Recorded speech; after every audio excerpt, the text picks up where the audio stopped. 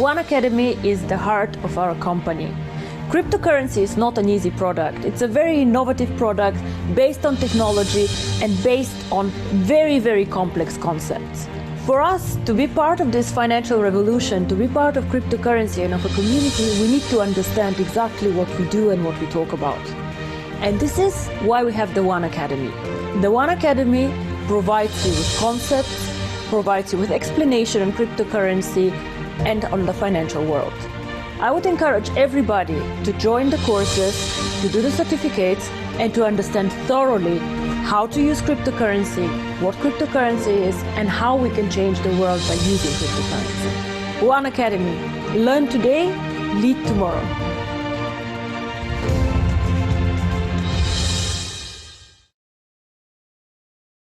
Beautiful. Always love to hear Dr. Ruja. Good day, good evening, greetings to you all. And I just want to welcome you all, from those of you from the Caribbean and around the rest of the world. Welcome to our OneAcademy Zoom call 2020. We certainly appreciate your being on this call with us. My name is Patrice James and I am from the beautiful island of Trinidad and Tobago. I am your host for today's call with a reminder of why we are here. Now, our founder, Dr. Ruja Ignatova, has said that we are learning today so we can lead tomorrow. If someone asks you, what is this OneAcademy?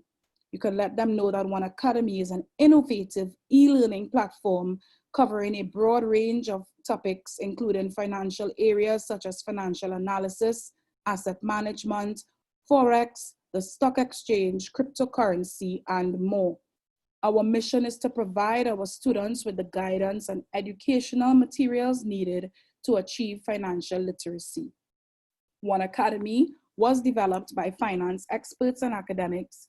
It is highly structured and easy for the readers to understand.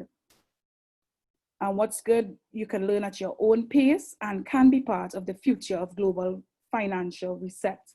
Our intention is to give you a unique sense of understanding and facts which you can use to enhance your knowledge and daily lives, as well as promote our core product, OneAcademy, and the benefits, of course, of our entire ecosystem. So I encourage you today to take copious notes to assist you in your quest to become certified, knowledgeable, and wise business leaders and money managers. Today, our presentation will be taking the form of a panel discussion on the document Resetting the TNT, Trinidad and Tobago Economy. So yes, it's going to be an international panel discussion on the status of our world beyond COVID, okay? So COVID-19. All right, so I would like to introduce our panelists. I don't know which one of them is going to start first, but I know they have their stuff well organized. So I'd like to hand over at this point to Mr. Ivan Mark. I am. All right, good evening, good morning, good evening, good night to all OneAcademites all over the world. And thank you for joining us on this fantastic Friday call. Usually it's Freedom Friday. And when this happens, what we do is try to get a perspective from different parts of the world about what is taking place right now. Of course, everybody is talking about COVID-19 and we are talking about the effects of COVID-19. We are at the end of the first quarter of the year and certain things has taken place. There are many circumstances where economies are being affected really, really badly because of the lockdown that is currently taking place. So what is happening is that one part is being sacrificed for the other, meaning that economies of the world are being sacrificed for the living, for people to stay alive. And my whole thing is, what about after COVID-19? Because there's life after COVID. So what are some of the resolutions? What are some of the things? What are some of the solutions that the world is bringing into the fore in order to deal with the situation after COVID-19? On our panel, we have, of course, Mr. Alvin Morton, who did such a fantastic job identifying the QE, quantitative easing that is taking place not only in America, but around the world, especially in places like Europe and so forth. And what he has done is literally identify that the OneAcademy manuals actually explained this phenomena in somewhat of a little detail. So with that, we will have also Michael Young from Australia, and we're going to have again Mr. Chaudhary from UK, and possibly one more person. I think John may join us also from Uganda. So we will see what we could come up with about this whole situation. So to kick it off, I'd invite Alvin Morton, please, to unmute your mic, sir.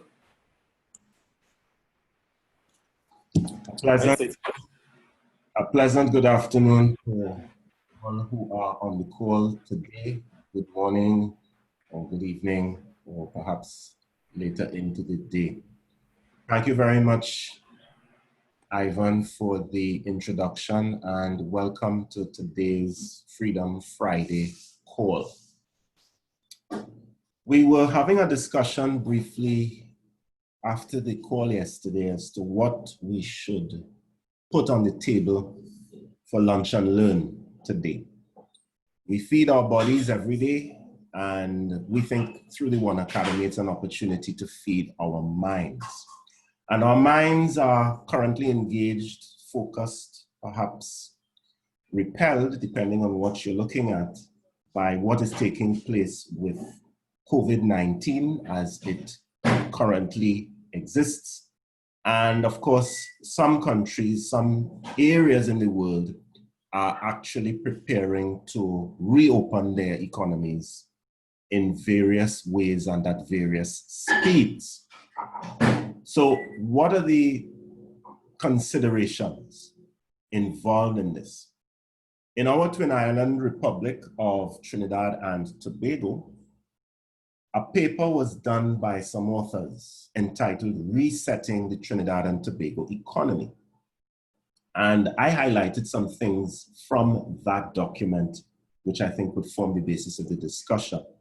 And I imagine as the international attendees chime in, they would also be able to give perspective in terms of the figures. So to kick this off, our official net reserves at 6.6 billion US is estimated to give us about 7.5 months of import cover. But our government has already said that they will need to tap into the HSF, or the Heritage and Stabilization Fund, to keep the economy moving. Unfortunately, the health of the fund will be impacted by the volatility in global markets. The first question I have is whether this will be enough. So that's one angle of the conversation that we can take up at another point in time. According to Morgan Stanley's April 3rd, 2020 forecast, the global economy will contract by 1.9% in 2020, although there should be a rebound to 5.6% in 2021. Locally, the IMF estimates the Trinidad and Tobago economy will contract by 4.5% in 2020. We have high debt to GDP ratios, and the presentation that I did yesterday talked about debt, albeit from the US perspective. But our own debt to GDP ratio is 65%, which in the opinion of the authors offers some flexibility. Now in my presentation yesterday from the video by Chris Martinson, he was talking about debt to GDP levels of 350%. I can only hope and trust that that is not the intention of our local authorities to approach. Finally, to add another dimension to this context, for many years, our authorities were running a budget deficit. This deficit is expected now to be anywhere in the range of 10 to 15 billion TT dollars, or roughly 2 billion US dollars at the maximum.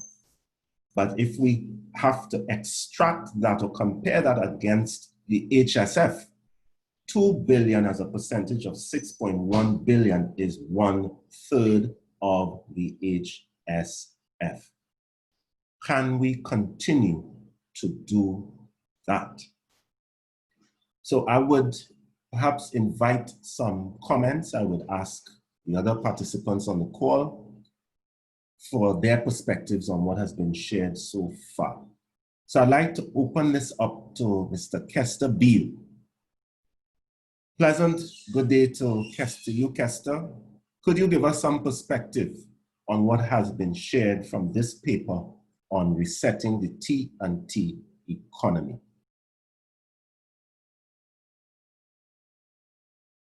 Greetings, Alvin. I am in my COVID gear, so I hope you're hearing me well. Yes, go ahead. We're hearing you reasonably well. Reasonably well. All right, basically, we understand that you have to stay safe and preserve your health and the health of everyone else. Go ahead. All right, basically, in this atmosphere, economic atmosphere we find ourselves in, and I don't simply mean COVID. I mean quantitative easing. I mean fractional reserve banking. That atmosphere to me pervades COVID. The entire global situation begs me to ask the question, what is enough? In terms of quantifiable amount, will it be enough? I think it is more the strategy that we employ that will bring us out of the economic downturn caused by the COVID-19. And not simply the quantity of finance we throw into it. Because there's a saying that is extremely popular: work smart, not hard. So I think that it is more wisdom to spend more time on the planning than it does on simple execution. So to say the figures quoted are enough, in my experience with governments and things like kickbacks and whatnot, nothing is ever truly enough. So I would not quantify financially. I would prefer to quantify it intellectually. How smart are we? How intelligent are we in being economical when applying our solution? Thank you. All right. Thank you, Kes. If I could press you a bit, what would be your top item that you would suggest we look at right away, coming out of a planning framework and the like? What would you, number one, your top choice, your top in planning and then for execution? My top choice, without much thought, will be providing fairness across the board. Rather than look at an item, I do not like to confine myself, but if I had to choose an item, I would of course say encouragement of even new businesses. Because we are in the 4th industrial age globally, but locally, we are trotting along worse than the dinosaurs. So, bringing ourselves up to scratch. But as I said, I prefer fairness. If you give people fairness across the board, they will work had no end. All right, so Cass, in the absence of fairness, because again, you know, it will always have the what we figure is fair, and it will have those who just get the lion's share of everything, regardless of what takes place, regardless of what situation it is. There are always those who will get the lion's share. So in the absence of fairness, in our terms, meaning that there's something for everyone, what can someone do in order for them to really weather the second quarter? Because in March, you know, the IMF leader said that we're in a global recession. So therefore, she would have gotten figures that was 1 quarter or 2 quarters behind, right?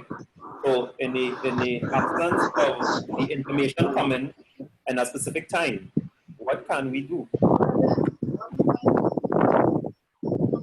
What can a small or medium-sized business do? Basically, my first thought is blockchain. Manage your resources, monitor your resources. As a small to medium-sized business, the need for tight management at this point in time is indispensable. Ensure that you get what you pay for in terms of production. All right. I think, all right. Thank you so much, Chris. We get now a win from your side there. I would just like to play a video before I ask the other person to come on. Let me see if I can share my screen.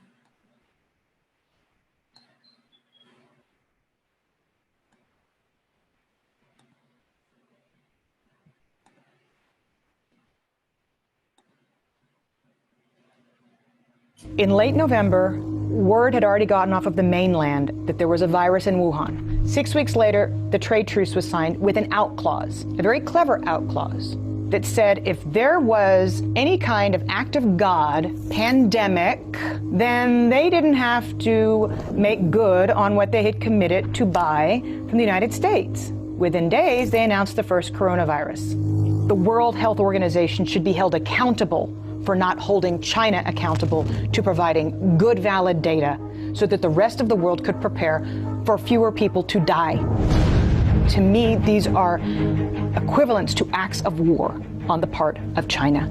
What is a ripple effect? What happens to people? Where does that go? They're not working the same hours. Maybe one of the two breadwinners lost their job. Your 401k has been decimated. Let me get this straight. You can constantly bail yourself out, and you can constantly go print money with this quantitative easing. Why the hell do I have to pay taxes? The Federal Reserve came riding to the rescue and said, no, go back to your spending ways. Borrow and spend, borrow and spend. Mortgaging yourself up to the eyeballs. How do we get here? If Donald J. Trump is Steven Mnuchin's boss, then Donald Trump is running the Federal Reserve right now. That's not real money. That's fake money. That's $200 trillion of fake money. Really? How many laws are being broken right now? I'm not an attorney, but I've lost count. The socialists say that we can print as much money as we want. Oh my gosh. I mean, when does it ever end? The Fed is both arsonist and firefighter. This is like we need a drink right now. Yeah, you need something stronger than a mimosa, let me say that much. 75% of Americans have seen their income cut by at least 25%. These are the seeds of social unrest. 30 seconds. In late November, These are the seeds of social unrest because there are so many things happening all at once that literally the normal person cannot grasp the magnitude of what is taking place. It is scary, it is frightening, especially for someone who just goes to work, come back home and keep their head down every day. And you heard a couple of things there. The narrator asked the question, if you could print any amount of money, why do we need to pay taxes? And that's a valid point, right? One. And then she said that the feds are both the arsonist and the firefighter, which is something I've been always saying, that the arsonist and the firefighter is one and the same. So in a situation like this, where you have the population income being reduced by 25%, and some instances 50%.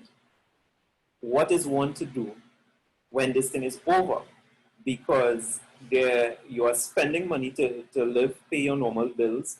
The food costs will go up, of course, because you are at home and there's nothing coming in. What can we offer as a community to help these people? What can we do in our little niche, our little corner, in order to alleviate our problems first and then someone else?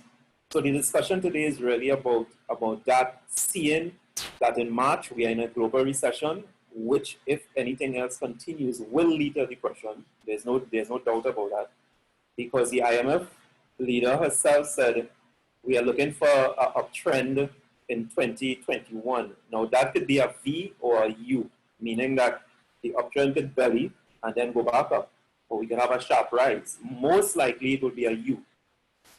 So there will be a little time before it starts to go back up. And in between that time, you still have to live, you still have things to do, you still have to see about your children. You may get reprieve from paying your mortgage, but at the end of the day, are the banks going to forget the period of time and let you start over? So there are so many things to consider after this situation. I saw that we have one of the international panelists join us. Let him speak. Al, if you're in a position, you can unmute your mic. What we're discussing, of course, is there's the international financial situation that is taking place right now. You are someone that did the 7 levels of the OneAcademy, and there are certain things that was discussed in the OneAcademy you are seeing now. Could you give us some insight on how you feel about this first quarter? That we are about to enter the second quarter. What do you see on the horizon? Well, this could be one of the disastrous recession in my living life. I'm only just over 40, and I haven't heard of recession until 2008. 2008. That's when I first realized there was a recession. And this current situation, and obviously, as you mentioned, and also a few days ago, Alvin also explained how the economy works in a financial market and how Fed prints digital money.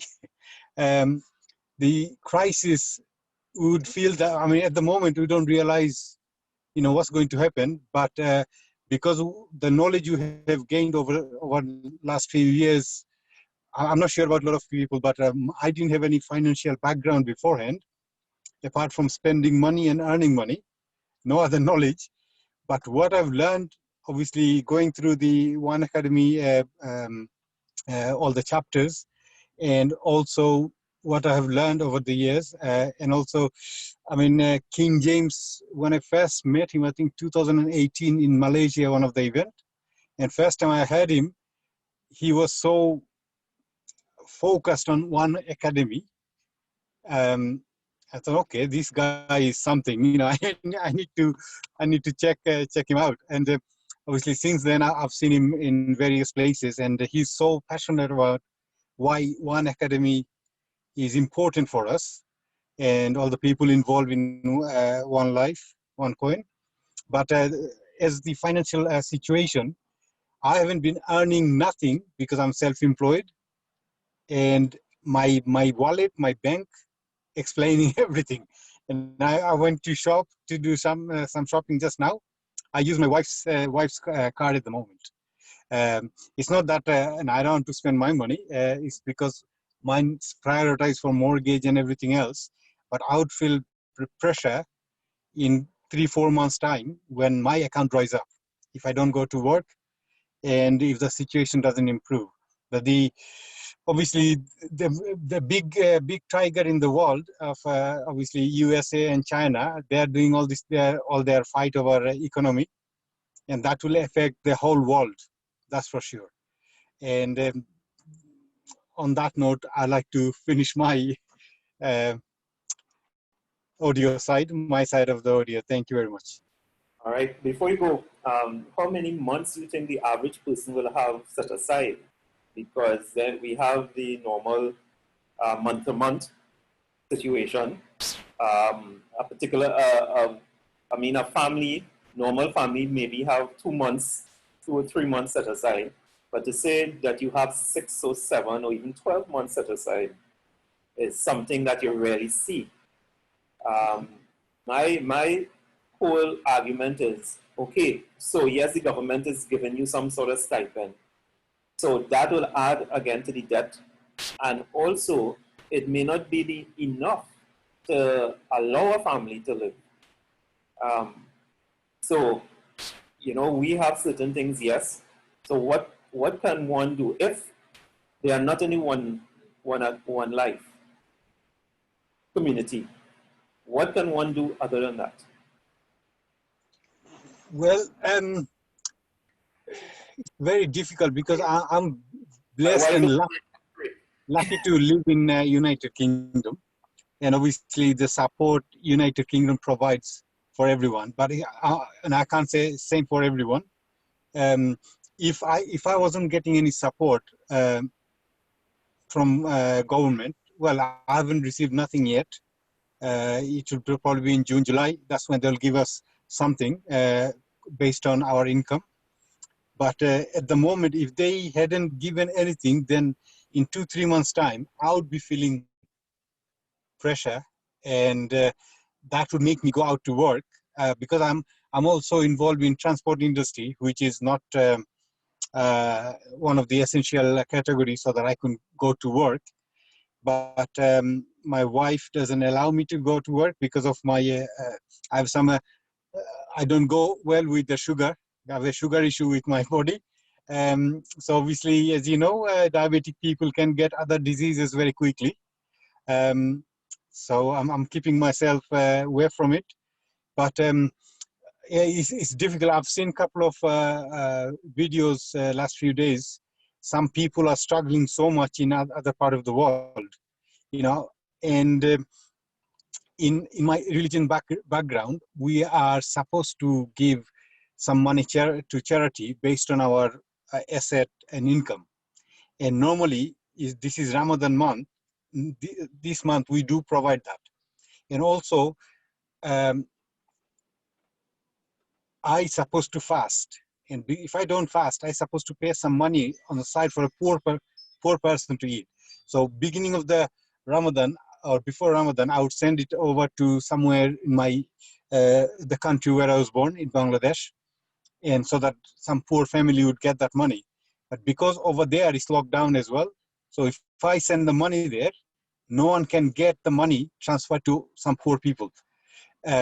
So I'm just waiting for some situation to improve. I mean, around 500-600 pounds in month of Ramadan or end of Ramadan, I try to give out. Part of it is essential for my religion background, and another one for not fasting. But because this time I'm staying at home, I'm keeping my fast, which is from about 16-17 hours of no water, no drink. And now I know how, when I'm thirsty, now I'm thirsty, you know, I need drink. Now I mean, I was teaching my one of the daughter, she's tiny, 9 years old, and she was fasting the other day. And I was explaining, now imagine the people, poor people around the world, they don't have any food or drink to eat. And okay, let those people aside. Some people who was earning every day by selling something on the street, or I'm talking about the poor country, those people can't go to work, and they have nothing coming in. They have nothing to, you know, provide food, any food for family. I feel really, really bad. But obviously, a lot of people around the world, they are in good position. They can definitely get involved and do something in that sense to help, you know, world struggle at the moment. That's take it back, Ivan. Thank you. You give us a whole lot. I know that you didn't intend to stay so long, but you give us a whole lot.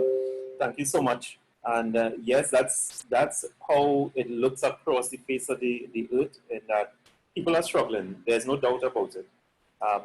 We have something that we could offer them, but is their willingness to do it? Of course, we are in an advantageous position, because there are some things that really and truly we could do that a lot of other people would find it very difficult to do. All right, so thank you so much, Al.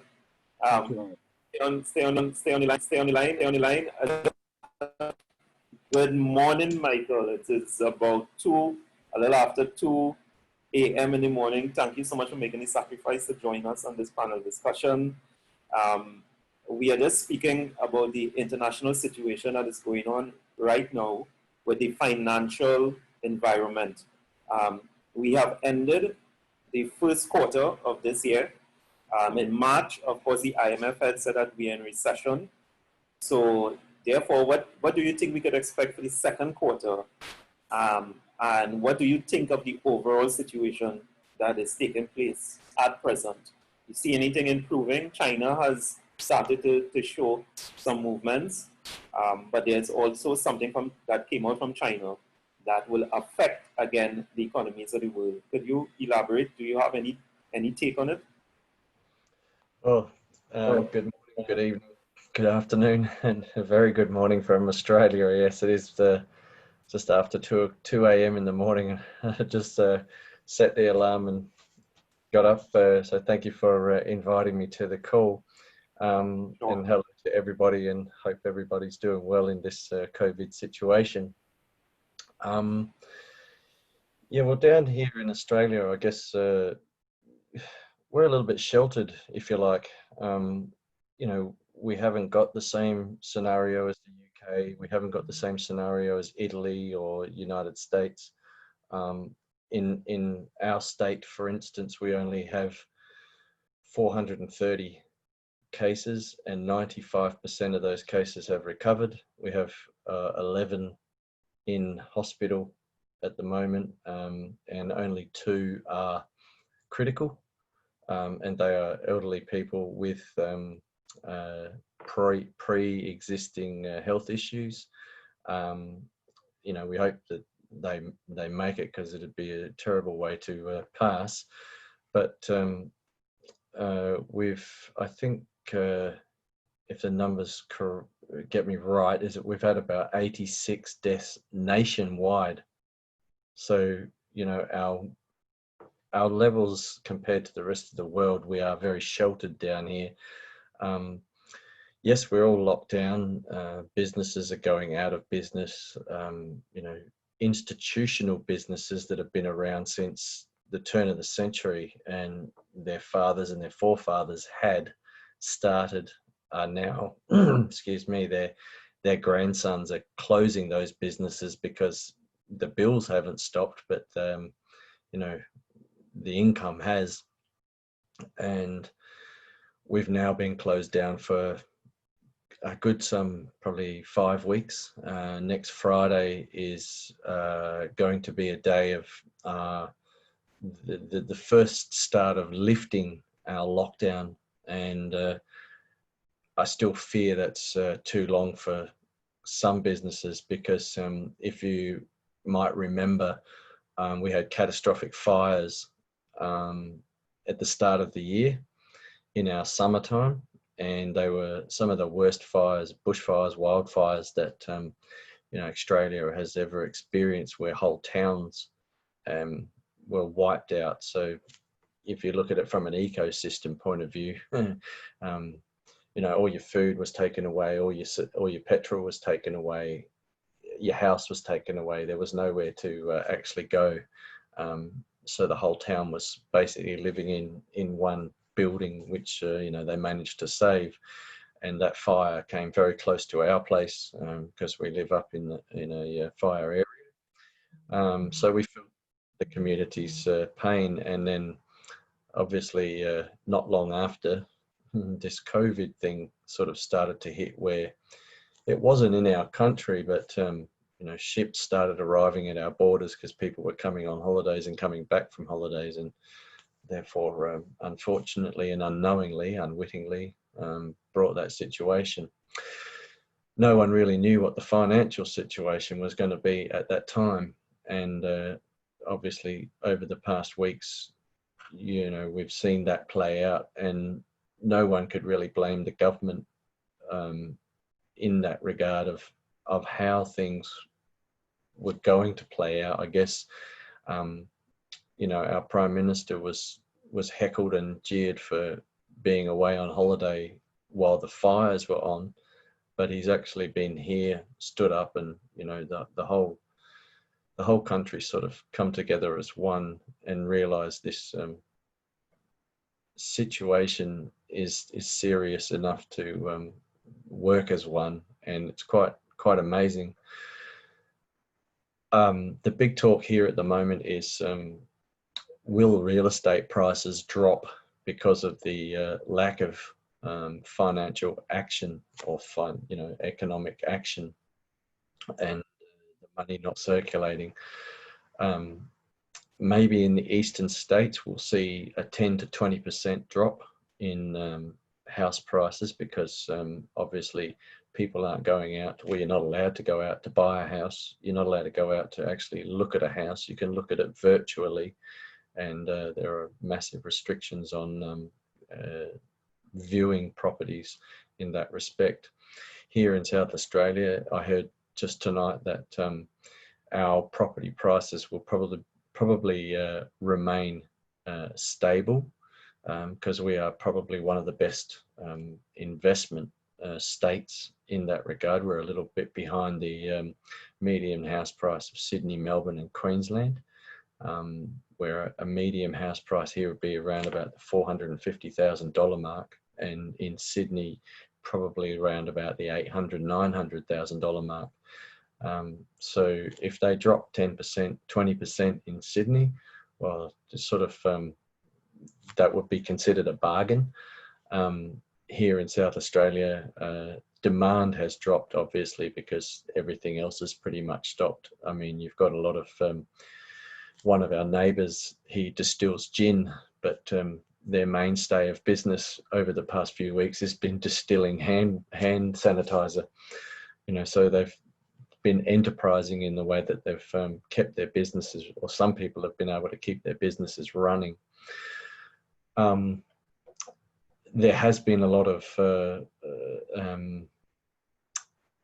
I guess you just call it straight out stupidity, racism towards Chinese people, and even people of Asian background.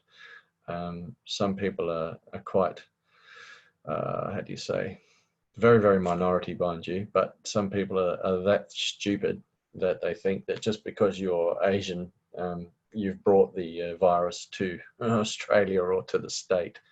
And so I do believe that there are a lot of people that have this vision of China, you know, being the culprit and laying the blame, and therefore they've got some sort of twisted vision that anything to do with China is bad. And I guess with the media not helping in the regards to what they report about how governments are, you know, trying to blame and trying to get all together and gang up on China to make them pay for this COVID situation that they so-called launched on the world.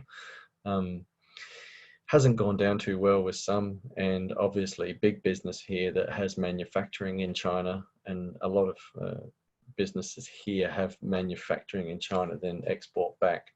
You know, Australia's economy almost, it used to run on the sheep's back. That was our saying here, because that was pretty much the mainstay. But since China's boom, you know, we have relied on their purchasing power of our iron ore and our minerals in that regard to be sent over to China and then processed and resent back for a lot of our construction and building materials. So I think that while there are some devious things going on, as in a minority of people pulling together baby powder food and medical supplies and all that, and getting the wrong idea about it all. There is a general consensus that here things are going to improve, and I think that they'll improve very quickly. We'll trade again with China because, you know, if Australia just dissed them completely, we would be literally a sitting duck in the regard of a financial or an economic return to stability. So China, I think, is essential in our return to normality, if you like. We have a massive Chinese community in each city, to the point where we have a Chinatown in each city. And so I believe, having a Chinese Malaysian wife, understanding that relationship, I believe that yeah, as a trading partner, an economic partner, and some moving forward in the future, they are probably going to be in a better position than what the United States is. And I don't say that, you know, lightly, but you look at some of the graphs that our captain has shown us on the way that the United States is heading, and we don't see those kind of graphs coming out of China. In fact, we see some positive news coming out of China in the way of moving forward with digital currency. And so the acceptance of that, and let's not forget that they've probably been way ahead of the 8 ball in the regard of, yeah, there you go. Thank you for backing me up on that one. You know, they've been probably way ahead of a cashless lifestyle now for 10 to 15 years with things like Alipay, you know, Afterpay, TMPay, all that kind of thing, and doing things with their phone. You know, back when I was introduced to One Life and all that, one of our IMAs, she had just returned from China. This was nearly 3 years ago, just over 3 years ago. She was saying to us then that beggars in the street were using QR codes to be paid with, you know, so this is nothing really new for them. And I believe that if countries were to look at the way China is embracing digital currency, I think that's like shooting yourself in the foot or playing Russian roulette with the future money system. Somewhere along the line, it has to give. Now, maybe it won't give in the next 2 to 3 or maybe 5 years, but it will once one country starts. That I think that's the catalyst for the dominoes to fall, and other countries will have to jump on board. From watching little graphs and all that, I've got a second screen just over to the left of me. It's always got a graph going through the Forex that I'm learning, watching different things and trying to understand the correlation between the economies of the world and you know, commodities, because that gives us a really good indication of, I guess, where countries are at, and who's dealing with who. And yes, the US dollar is still, you know, a mainstay of it, but we've got to ask the question, how much longer? How much longer is the US dollar going to be relevant to the, you know, the price of things? And King pointed out a little while ago about, you know, showing you the size of $1 trillion, and you really put that in perspective when the US government come out and say that we're going to inject, you know, upwards of $6.5 to $7 trillion into the economy. There's no way it can happen overnight. And even our economy, our government, all of a sudden pulled 130 billion out of its pocket. that just wasn't sitting there, you know, or wasn't printed overnight. And with the OneAcademy knowledge that I've learned, and our other IMAs have learned, they understand this fact that, you know, you just cannot print that kind of money and then inject it into a system and think that everything's going to be all right. It's going to have a detrimental effect. And instead of moving forward coming out of COVID, we're actually going to be probably taking a few steps backwards before things start to get back to what we maybe think is relative normality. But if countries are going to keep like printing money in the hope that that's going to get them out of debt, well, they're probably going to end up like, no offense, but Zimbabwe, and we're going to have some pretty big notes flying around. And if that's the case, they'll be collector's items, because as soon as we move to digital currency, you won't need them anymore, because it'll be cross-border payments. And as we already know, you know, our value on the, oops, other wrong side, that side there, our value on the deal shaker is the same no matter where we go. You know, we can be in the UK, we can be in Malaysia, we can be in Thailand, we can be in Vietnam, we can be in Romania, and we can be in Australia, and that value remains the same. I don't think we could say the same for fiat currency coming up. Once we can all start to travel again, I think things are going to be very, very different in the form of changing our currencies. As we see, our dollar is not all that strong, and against the euro, we're looking at, you know, it went from about 1.4 and it shot up to nearly 1.91 nearly overnight. And you know, there were some deals that were happening in that regard, and the comfort level at 1.4, 1.5 was okay, but as soon as it went to 1.91, that just blew everybody's budget. And so the fiat side of things just had to stop. Those payments, you know, those investments and so forth were out of reach for most. But if they were done in our cryptocurrency, it wouldn't make any difference, would it? So, you know, I think that governments do realize this, banks do realize this, and our Prime Minister has been asked about cryptocurrency. He said Australia's got its blockchain. They've implemented that already, but he says right now we're not ready for cryptocurrency. And I tend to believe that because people haven't got the knowledge. And as soon as we get the knowledge and we can impart that knowledge, then people will be ready for cryptocurrency. So wow. I think it all ties in, doesn't it, Ivan? I mean, yes. And the thing, we have this head start. We have had this head start for the past 5 years. Mm-hmm. We are right now at ground zero, and the only thing left for us to do, of course, is spread this word a little more, and also we ourselves need to get a little more activated. We have seen, yes, with a lot of the negatives that has happened with this particular company, a lot of people are sleeping, but as we work, there are some things, of course, that will take place that will re-energize everyone. I am sure about that.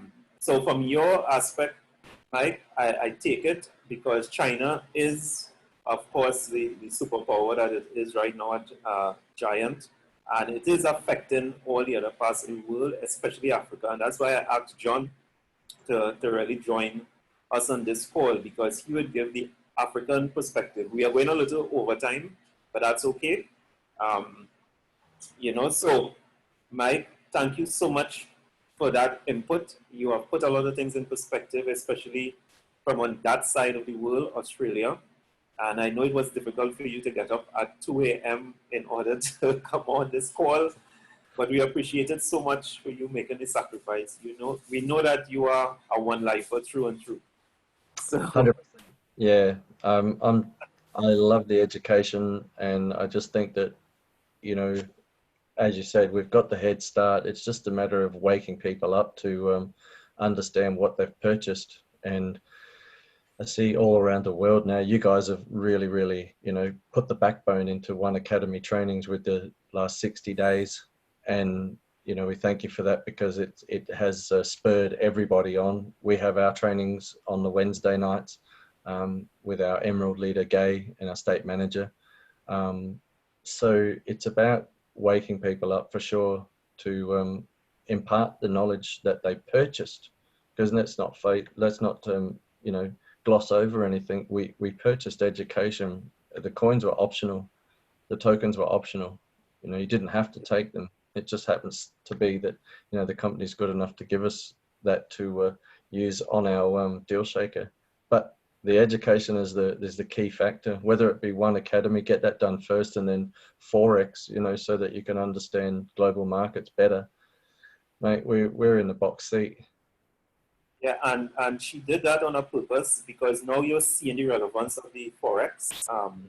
Ta actually came on 1 or 2 of our sessions with the Forex, and it sort of opened up his eyes to see exactly what is taking place. So then she knew what she was doing and putting those things together in a particular way. All right, so thank you so much, Mike. Thank you. Again, thank you so much. I can't say how we appreciate it. Stay safe, everyone. Thank you so much. Humbled. All right. You can go back to sleep if you like. If you want to stay on, no problem. Yeah, stay up for a bit longer now. I'm awake. Had a coffee. All right, John, from your perspective, what is taking place in Africa? How do you see we fitting in? What are so many things that you have noticed? Okay. Past? Thank you so much. Thank you so much, Ivan, for inviting me, and the rest of my members. I can see we're 25 in the panel. Can you hear me well? Am I loud and clear to everyone? Yeah, okay, great. Great. Sorry, I came in late. I had my team, and I was my Zoom with the team took a little bit longer.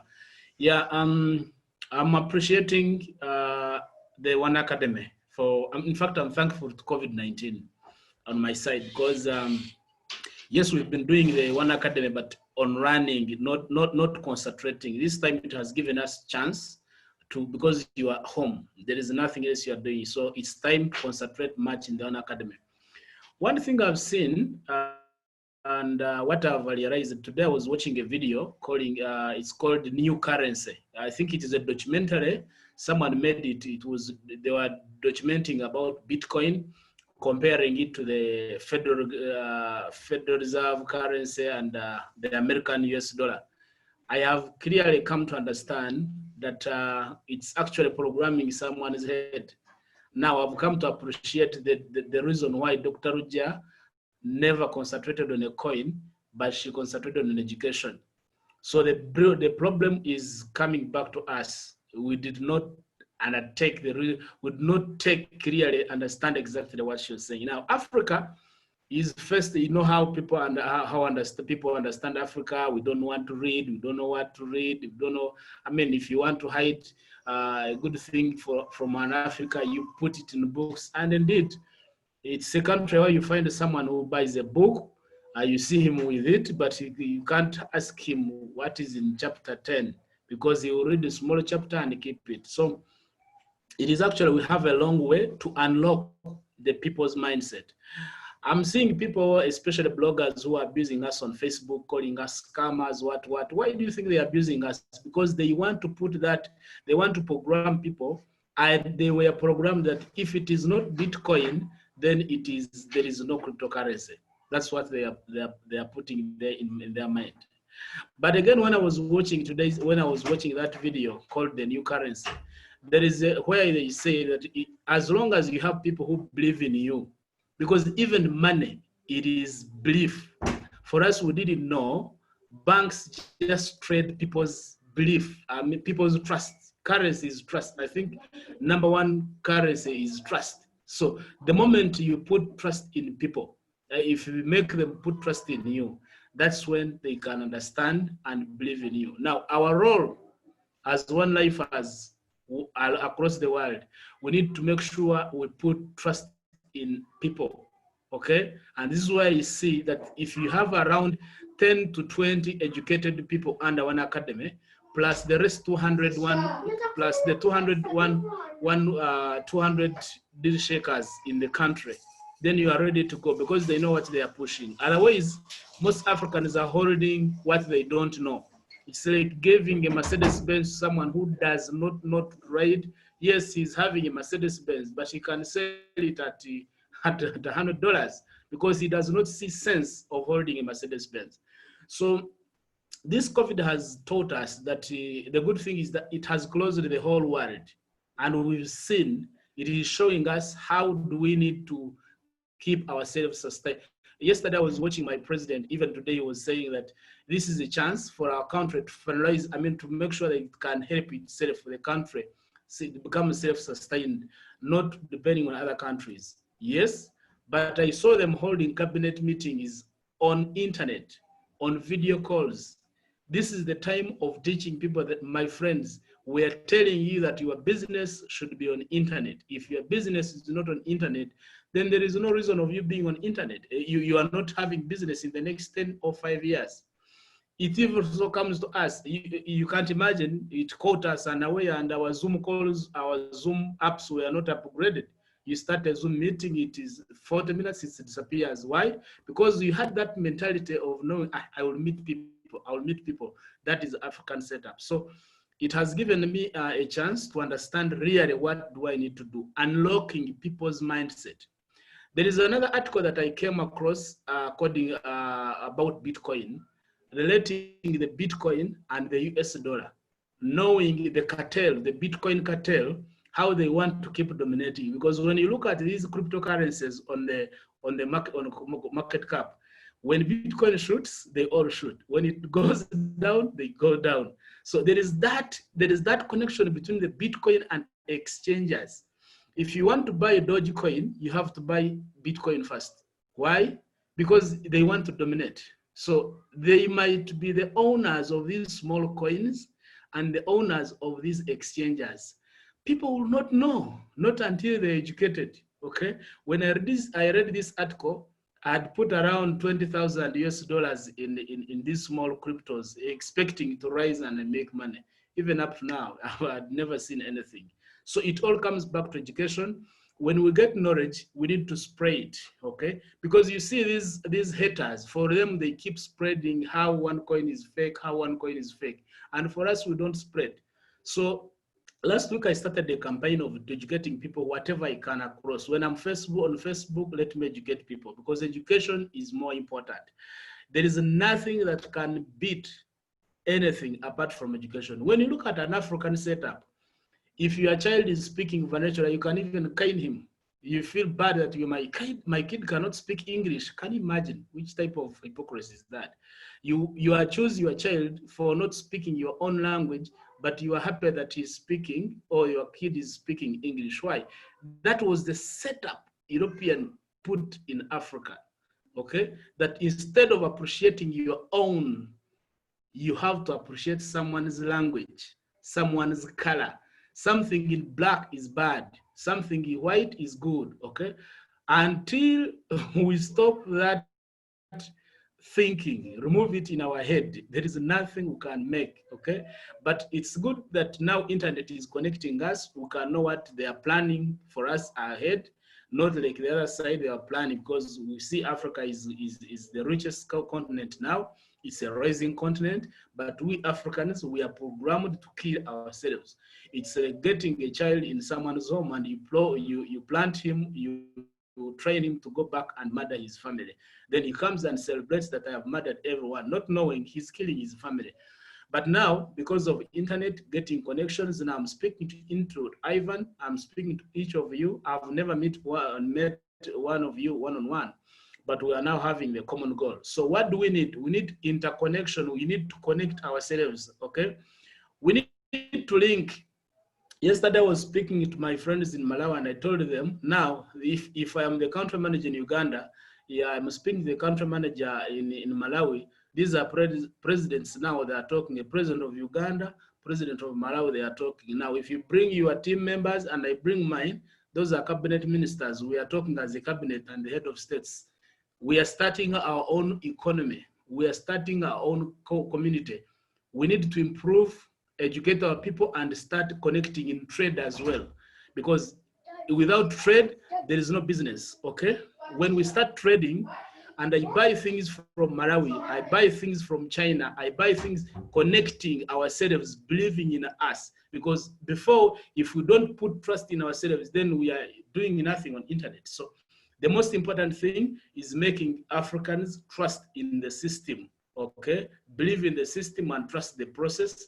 Then we connect each other via OneAcademy, because I was wondering why King was telling us to read to finalize the chapter number 1, but it is showing exactly what's happening. How do you invest in economic crisis, these hard economic times? It's not in level 7, not in level 5, no, it's in level 1. Meaning whoever can access that. Even this book of The Richest Man of Babylon, the first free book they give you in the email, it is showing you the characteristics of gold. If you want to grow your gold, growing your parcel, how do you do it? All that one is not taught us in Africa. So conclusively, I would love to call upon that let's keep interconnecting, especially on education. Do what you can as you promote a link of Deal Shaker. Don't just put a link. Create an educational article, encourage someone to read, encourage someone to dig more. I want to tell you, I've dug more in Bitcoin. I've known, because I was wondering, why are these haters against us so much? So now I've seen why they're against us, and I'm now happy. I can also know where to touch. So before you know, you cannot hit and help others. So through education, connecting Africa and the rest of the country into trade, because when we trade, we make money. And when we're educated, we know how to trade. That's how we are going to progress. Otherwise, I want to thank you so much, and I wish everyone a good program. Thank you. Thank you so much for that perspective, John. Again, this call was to get different perspective from different parts of the world. So we had Australia, we had UK, we had Africa, we had Trinidad and Tobago, of course. So we had different corners of the earth, and basically the call is the same. The need is the same for education, and also the solution apparently is also the same, which is commerce guided by the right education, right? And we know that after this COVID, everything will be totally digital. I mean, right now, Michael was talking, you mentioned gold, John, but right now you cannot get gold apparently to buy in bullions or coins. You can't get gold and silver. It is shortlisted 12 months. So that tells us something is happening. When you had the major banks stockpiling gold since 2009, and it actually increased around 2012, 2013, you know something is up. And if we are looking at traditional methods to solve this problem, we would always come out on the losing end. So it's not business, it's business unusual, I should say. All right, so with that, we are way past our time. If anybody else have any comments to make, please, any last comments? Wayne, Castor.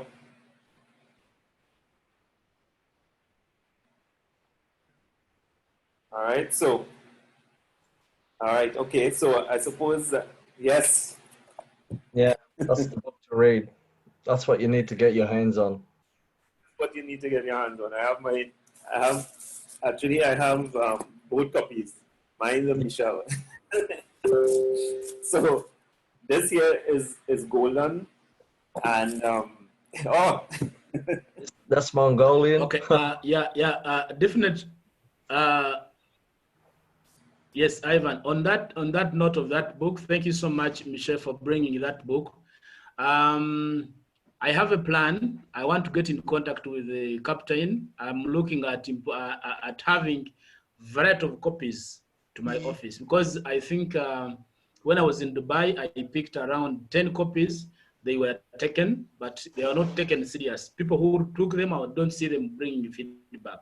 So I'm having an arrangement. I want to have an arrangement with the captain as soon as this COVID is done. If God helps us and we go to the event that we planned, he can come with bring for me a variety of copies, around 100.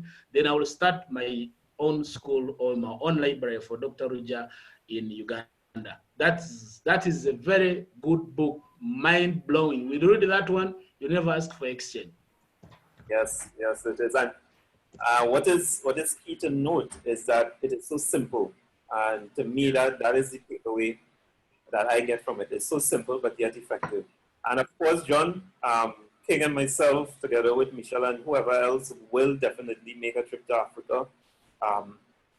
We wanted, of course, to come to Australia sometime, but to get the visas to come to Australia seems to be a little challenging. Yeah, Australia's Australia's a hard place to crack.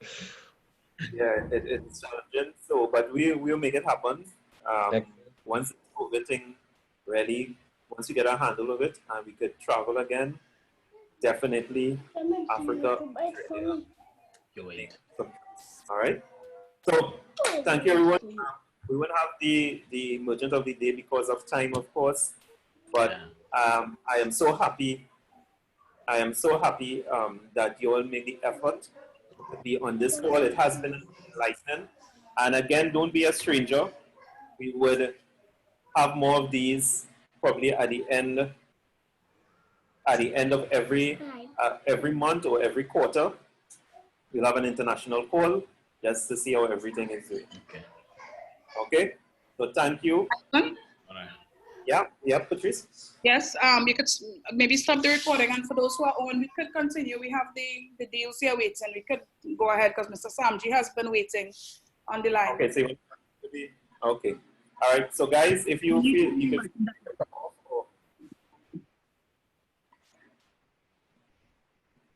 All right. So we'll see you soon. Okay. So we'll have Samji. Patrice, you can take it from here. All right, Mike. All right, John.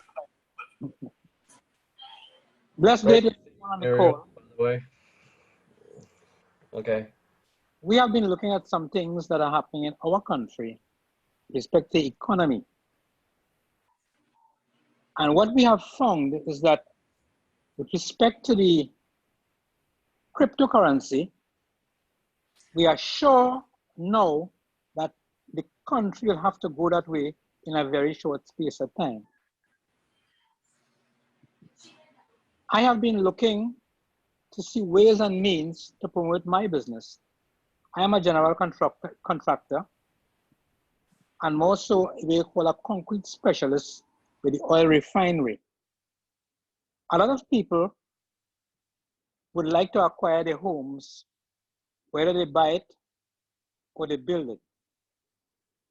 So we have put in place systems to assist them with respect to the construction of their homes. Whether you want to do construction for residential or commercial, we provide the technical service for that.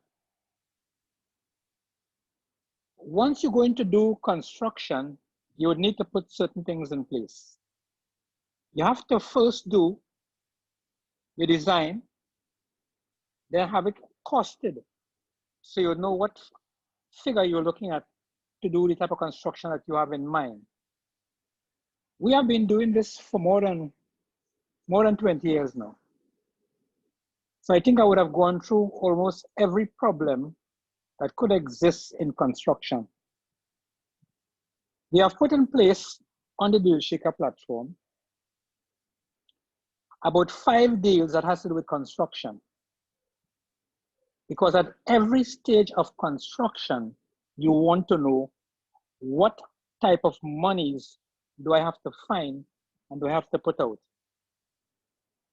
As you are seeing on the screen, you'll be having a look at my home, what it looks like. This picture you're seeing right now is what it was for almost 18 years because the house was designed more than 20 years ago. And then when I became ill in 2018, I couldn't go to work, so I had to do work home. And in 4 months, we were able to construct the upper level of my house. Fellow IMAs, whatever you want to do, you have to first have a plan.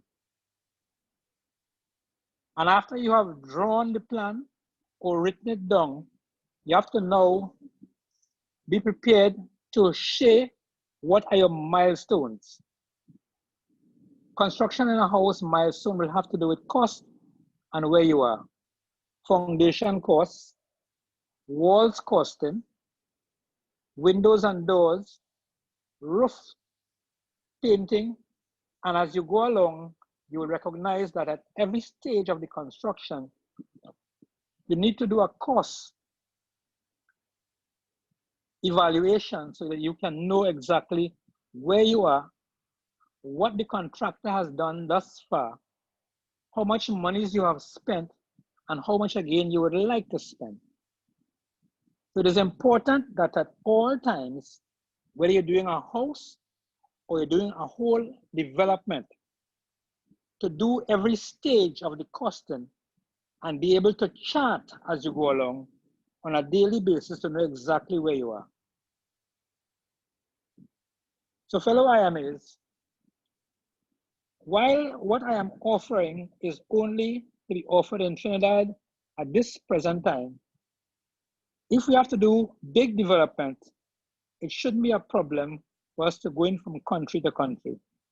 Because even in Trinidad here, we are expecting some developers to do land and building development and then put it on the deal shaker market. So you can afford to access completed properties for part coin and part fiat. What I have offered thus far is about 25% to 25 to 30% in coins and the balance in fiat. So you can view my page, Samji Enterprises, when you have time on the deal shaker and go through in detail what we do. Because we have just placed another 5 deals on deal shaker with the pending approval right now. Those were deals that were approved before, and then as the time expired, we have to renew them. So they have been resubmitted pending approval. Blessed day, I thank all. Okay, thank you so much, Sanji. That is very, very interesting, and I think it is needed right now in the community. Of course, we know we have developments all over the world where real estate is concerned. You heard Michael speak on the real estate environment at present, and that will be globally. But you are certainly one of the persons that help our local community and help the viability and also the value of our coin. So again, we thank you so much for putting that deal, especially at this point in time where you are home. I am constantly doing home repairs. I have now brought out all my tools, dusted off, and I am always forever fixing something, some pipe or something or the other. So yes, it is needed. So again, thank you. Of course, Michael, I saw John left, and also Al, but we'll be having more of these calls, again, as I said, every month or so. So last, the takeaway that I get it here is that the education is key from everybody's perspective, and also what we are noticing is that there needs to be more than one source of income for people to realize, because you see the detriment of having one source when something like this happens. And to me, that is one of the key things. In our organization, you could develop as many as 4 lines of income and keep the wheel spinning, which at this point in time is golden. So again, thank you so much. It was really, really fantastic having each and every one of you here. Thank you, Alvin. Thank you, Samji. Thank you, Muriel, Patrice, and Michael, all the way from Australia. You insist on staying on. Thank you so much. All right, so one's out. Please keep well, everyone. Keep safe, and above all, keep healthy. Have a cointabulous day. This call is ending. Thank you. Excellent call, everyone. Thanks, Michael, Samji, Ivan, Alvin, Kev, Patrice. Excellent. All right. Thank you so much, Alvin. Thanks, Patrice. And our African and English connection. Thanks, everyone. Night.